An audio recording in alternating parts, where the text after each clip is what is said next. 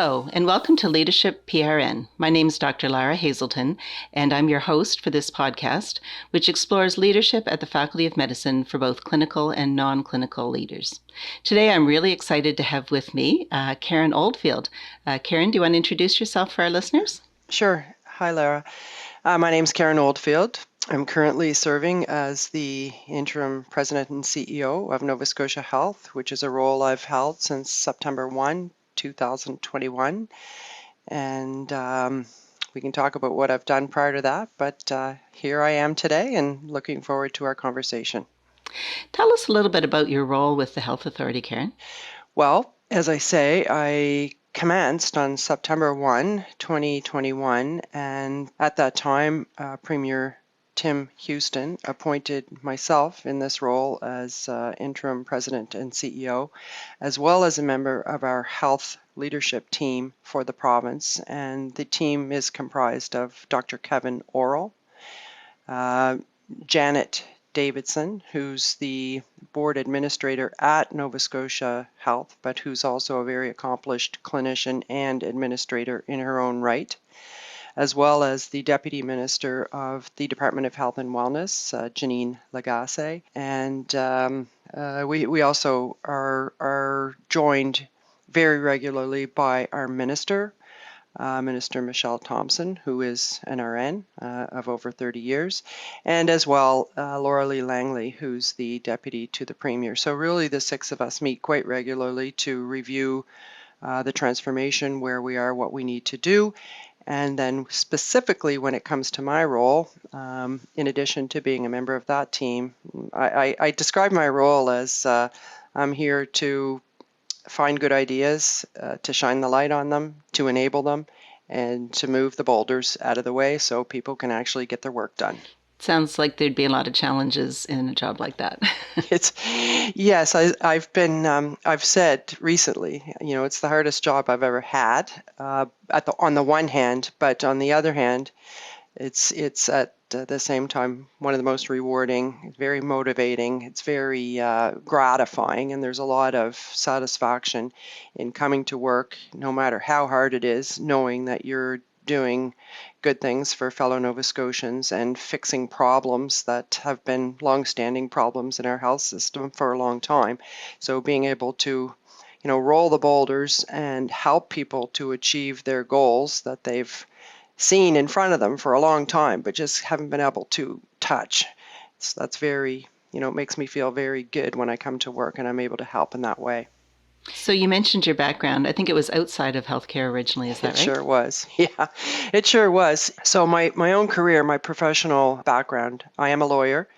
I went to St. Mary's and then to Dalhousie Law School, and I practiced at McGinnis Cooper in Halifax for 15 years. I was a partner there, and practiced largely in the field of corporate commercial with some labor at various times during that career.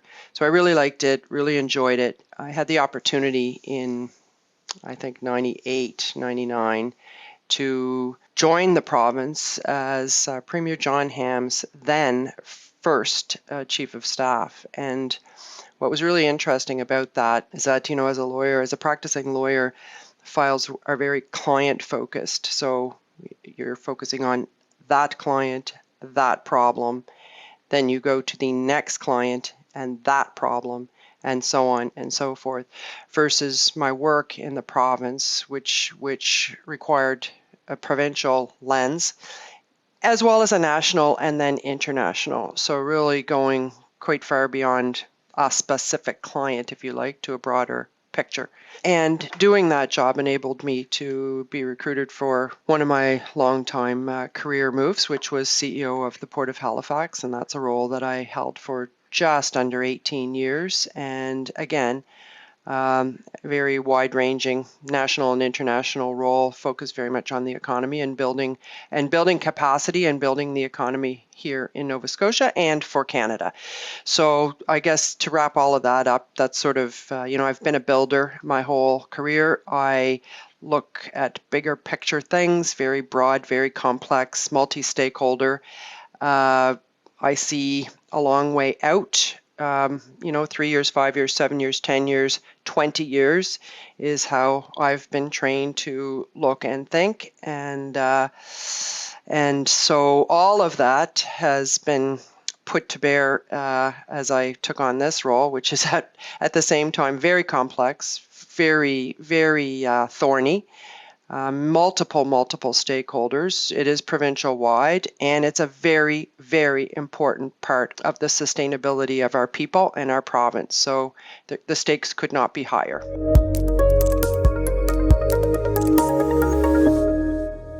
It's interesting. You were talking about how, as a lawyer, you sort of would go from client to client, and then you moved into a role where you were looking more at complexity and timelines and big picture. It actually reminds me, a lot of physicians, it's the same thing. We, in our clinical work, kind of go patient to patient to patient, and then at some point, if physicians become involved with leadership, they do start working on longer term, more complex, more multi-stakeholder roles than they would have had when they were doing clinical work. Yes, there's a lot of similarities. And, as I reflect on how physicians are trained, come out of school, the roles they hold, and, some go on to assume leadership positions. And it's interesting, and I'm always curious as to the leadership path, the training which has been put into an individual, the development which they've undergone, that the mentors that they may have had, the supporters they have had, because it doesn't matter whether it's an engineer, a lawyer, a physician, any of the professions or other. It's be interesting to discuss the whole notion of whether leaders are born or made, but my personal view is that it's a little bit of both. We do have some natural born leaders, but for the most part, leadership is a series of skills that must be perfected and honed and developed and used and trained, and it's a lifelong process. The leader I am today is not the leader I was at age 35, that's for darn sure. And you learn, you step back, you reflect, you take the good, try not to focus on the bad. And, my whole approach really for the whole time that I've been in leadership roles is to, for myself, I like to play to my own strengths. And then when I'm helping to develop and train and mentor and support and encourage other leaders, I do the same thing, play to the strengths, and we can always recruit for the obvious gaps on the team. And so, I just think it's so much harder to have people learn and develop skills around their gaps versus honing the great skills that they bring to the table, because we can hire for the gaps. So that's just an approach, certainly how I've looked at my own leadership and the development of leadership teams. And I think it's very similar when I extrapolate all of that and I look at, what I've encountered in the physician world, the hospital side of the house, and other independent physicians and physician roles and organizations. There's differences, of course, but on the big scale, on the big items, there's a lot of similarities. And I guess I would just finish by saying that I'm really happy to see the effort that Doctors Nova Scotia, for one, is putting into leadership training. And I know that our own medical affairs group also devotes quite a bit of time and effort to training of physician leaders, because, like myself in law school, they don't teach leadership in law school, and I don't think they teach leadership in medical school. So you have to, build it and build out your skills and your capacity and so forth outside of the school curriculum. Very true. I think one of the challenges is trying to introduce a bit of leadership curriculum with medical students and residents. And some do pick it up, but it is often something that when you're in practice is when you start to really see the things in the system that you want to change. And Doctors Nova Scotia does do some really good programming and You mentioned about physician services. So Laurie Campbell, for example, at the Health Authority, has been a great contributor to our programming at the medical school. Actually, she's teaches in some of our leadership programming for physicians. So it's great to have that support on that end. Definitely.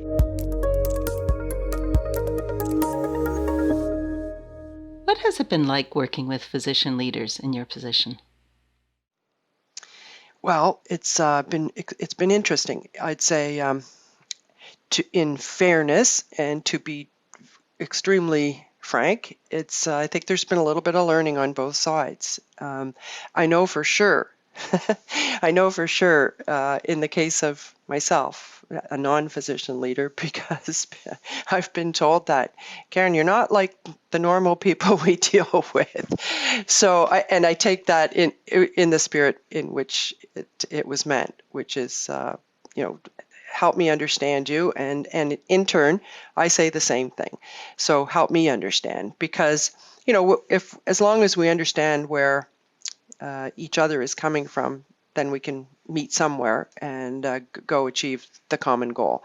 So I guess specifically on your question, I think the biggest thing for me, truthfully, going back to how I describe my own development of my own career, going from a client focus to a provincial / national / international, it did require quite a bit of change in how I learned, change in how I worked with other people, change in different aspects of my approach. And so I do see some similarities with physicians, and particularly newer physician leaders who are just coming out of, let's say, a very client-focused practice to assume a leadership position where, they poke their head up and have to look across.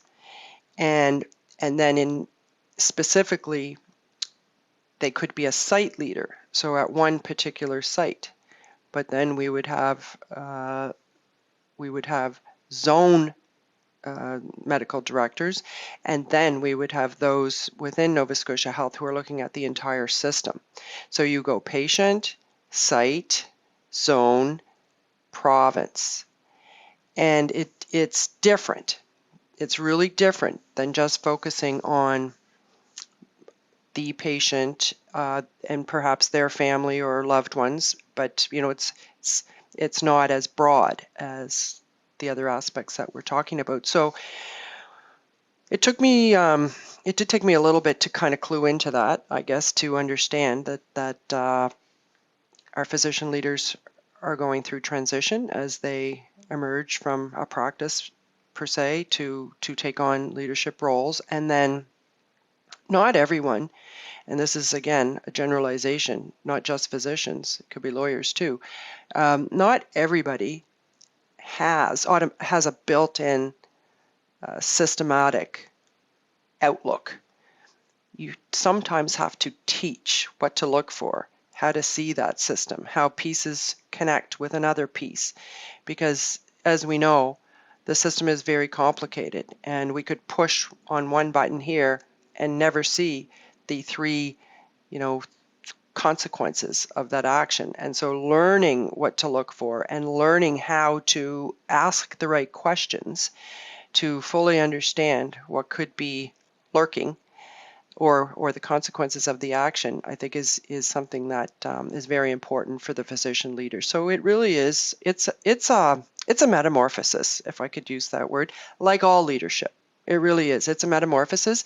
And so, the most important thing is to have our leaders be excited about that journey, because it is exciting. It's so interesting to learn, to be able to do something with what you've learned and with the experience that you bring to the table and see a goal being achieved, and then go to a slightly bigger one and a slightly bigger one and a slightly bigger one.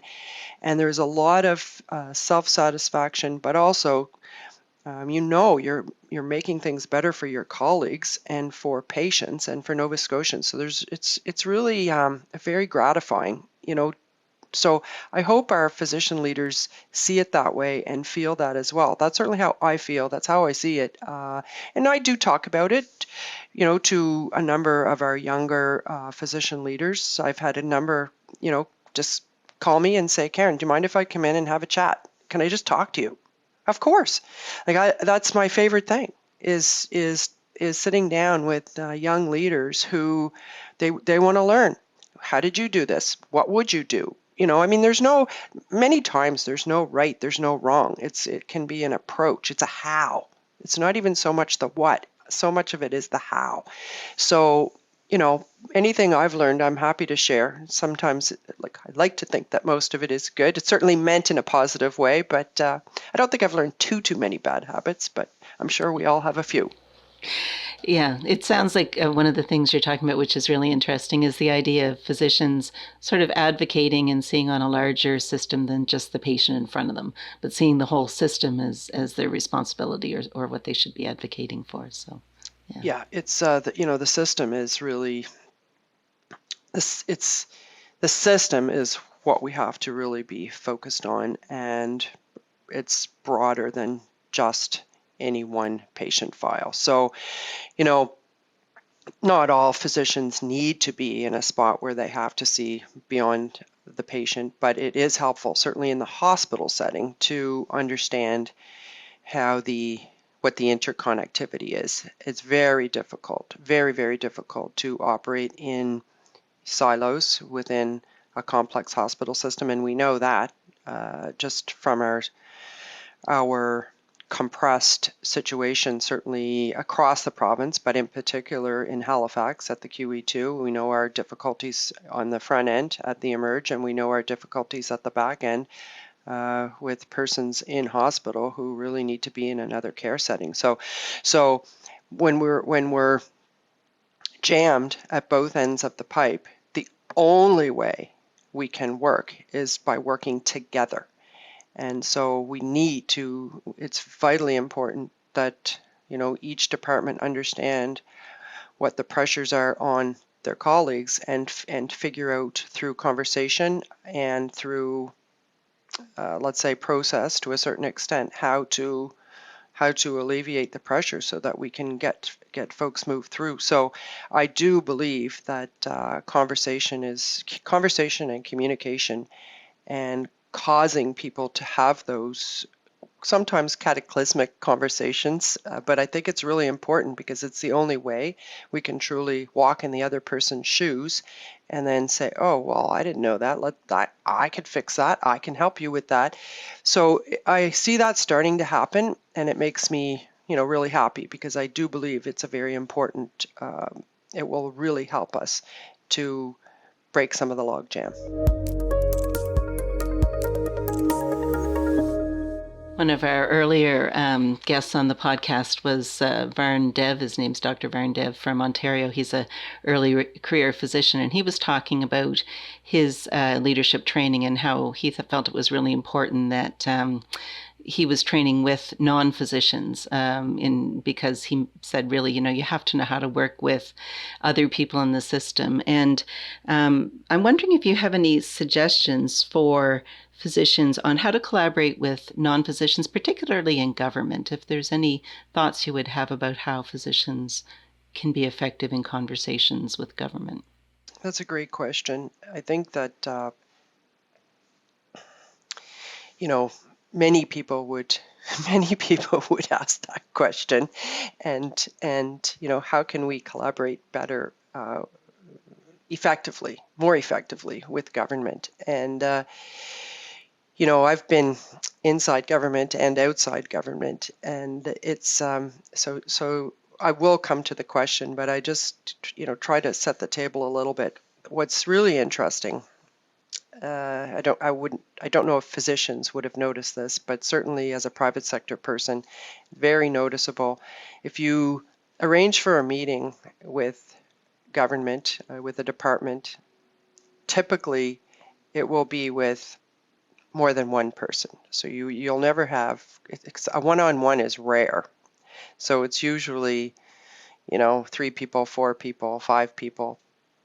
And that's again, it is a generalization, but it's quite true no matter which level, municipal, provincial, or federal, because different people within government have different pieces of the decision making, and therefore, they all want to hear at the same time. I personally find that to be quite inefficient, and it's just it can add to the swirl. It can make a decision longer to arrive at. It can mean that you have to go back and forth to get more information. And it can mean that time ticks and then it's frustrating to wait to advance a file. So that's a general observation and comes from personal experience. And I personally try really hard not to bring too many people to a meeting unless they are absolutely required. So how do you deal with that? How do you, knowing that's likely to happen, how best to handle? I find, tricks that have worked for me, certainly. Always it's helpful when those with whom you meet have an idea of what the meeting's for. So why are we meeting, or what is the issue? And a lot of times what I would do is I will send like a one-pager, a précis, a little email or a note that says, here's what I want to talk about, bang, bang, bang, not a lot, just a little, so that so your government colleagues can come to the meeting as prepared as possible. So that's one aspect. A second aspect is it's very important to understand what is the purpose of the meeting, what do you want out of the meeting, and therefore to ensure that there is some action coming out of the meeting, and who is in charge of it, and when are they going to get back? Because we have these meetings and they go on and then nothing happens, and then it gets very frustrating. So it's very important to, let's say, quote, manage, quote, the meeting. And I think physicians are well able to do that as well as the next person. But I think knowing that that's required and kind of guiding and directing a little bit is not out of the realm of possibility. So, I find that government will collaborate. They find it quite helpful when they know with some specificity where a person's coming from and what they're looking for. And so anything we can do to help in that regard is going to help them. Help them help you is really what we have to do. So those are a few thoughts. So sort of being prepared, Proactive. Clear, action-oriented. Yes, very much so.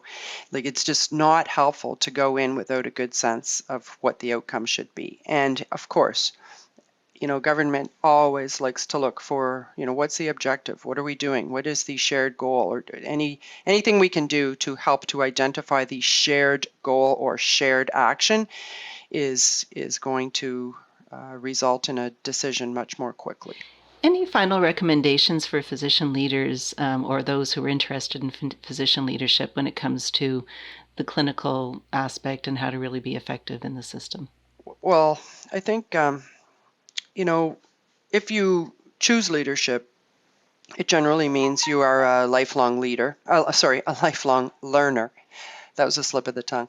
A lifelong learner. And I think the lifelong learning means that you are open. So you talk to people, so you learn their techniques. You read, you listen to podcasts.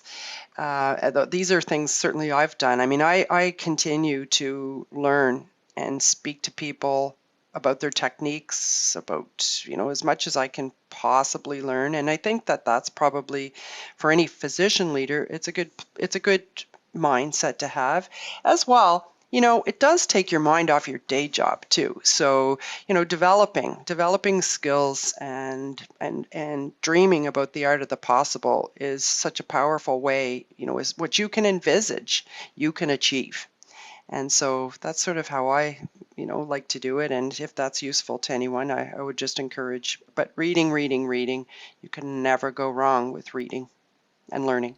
So thank you, Karen, for joining us today. It's been a real pleasure, and we really appreciate everything you're doing for the Healthcare Authority as well as for leadership in Nova Scotia.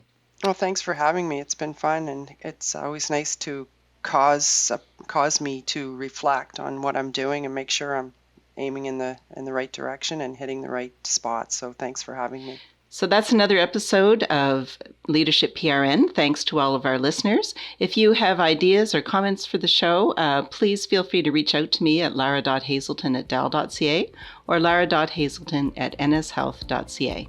Until next time, take care.